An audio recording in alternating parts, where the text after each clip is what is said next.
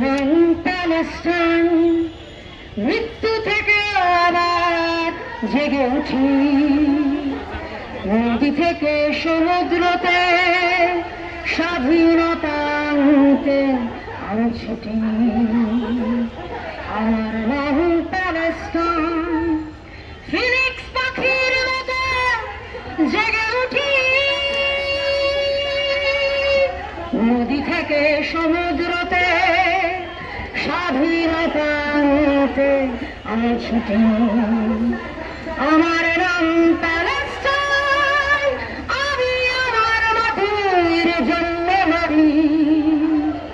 আমার নাম প্যালেস্টাইন। আমি আমার মাটির জন্য লড়ি। আকাশ জুড়ে মাটি ধরে শুনতে পাচ্ছ তোমরা কি সেই কথা? নদী থেকে সমুদ্রতে প্যালেস্টাইন আনবে স্বাধীনতা। আকাশ জুড়ে মাটি ধরে শুনতে পাচ্ছ তোমরা কি সেই কথা? নদী থেকে সমুদ্রতে প্যালেস্টাইন আনবে স্বাধীনতা। প্যালেস্টাইন আনবে স্বাধীনতা। পাখির মতো মুক্ত একটি স্বাধীন দেশ চেয়েছিল।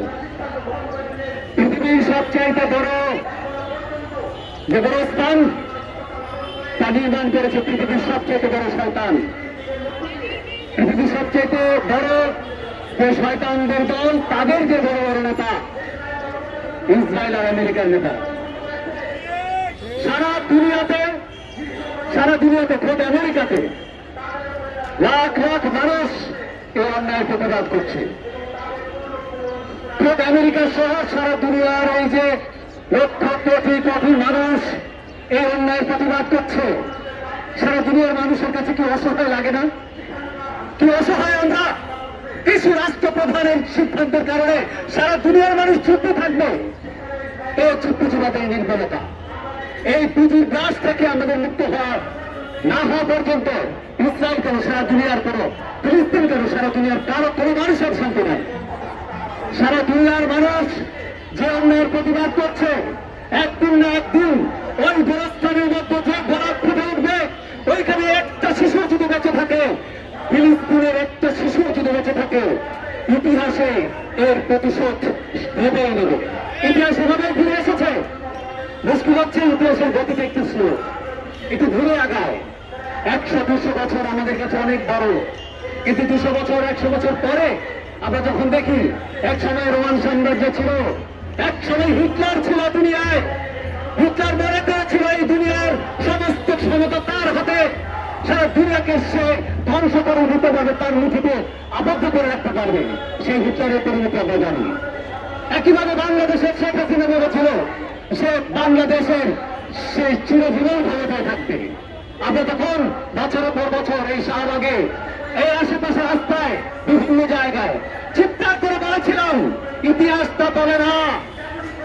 তেমনি ভাবে আঞ্চলিকতা থেকে বিশ্ব পর্যন্ত ইতিহাসের সূত্র এই, কেউ ক্ষমতায় অন্যায় করে, মানুষকে নিপীড়ন করে, গণহত্যা করে ইতিহাসে টিকে থাকতে পারে না। কিন্তু ধিক্কার জানাই আজকে আরব বিশ্বের সেই সমস্ত মুসলিম দেশকে, যাদের ঐক্য না থাকার কারণে আজকে যুগের পর যুগ ফিলিস্তিনের সমস্যার সমাধান হয়ে গেল। সেই বেঈমান, সারা আরব বিশ্বের সেই সমস্ত বেঈমান নেতাদেরকে ধিক্কার জানাই, যারা আমেরিকার দালালি করে প্যালেস্টাইনের পাশে দাঁড়ালো না। কিন্তু সারা দুনিয়ার বিবেকবান মানুষ এই বাংলাদেশ থেকে সারা দুনিয়ার একেবারে আমেরিকা পর্যন্ত যে সাধারণ মানুষ, লড়াকু মানুষ, ন্যায়ের পক্ষের যে মানুষ, সেই মানুষ যুগে যুগে প্যালেস্টাইনের মানুষের পক্ষে ছিল, প্যালেস্টাইনের পক্ষে থাকবে, সারা দুনিয়ার সকল নিপীড়িত মানুষের পক্ষে থাকবে। এই জন্যই শুধু আশা করতে পারি দুনিয়াটা টিকে থাকবে। এই জন্যই সত্য দেখি, একদিন সত্যি সত্যি রাফা গাজার মানুষেরা পাখির মতো স্বাধীন হবে। বোমার আঘাতে নয়, বিপ্লবের সত্যিকার অর্থে লাল আগুন জ্বালিয়ে সেই স্বপ্ন বাস্তবায়ন হবে। সেই স্বপ্ন আমরা দেখবই দেখব, কারণ এই সত্য কোনোদিন মিথ্যা হতে পারে না।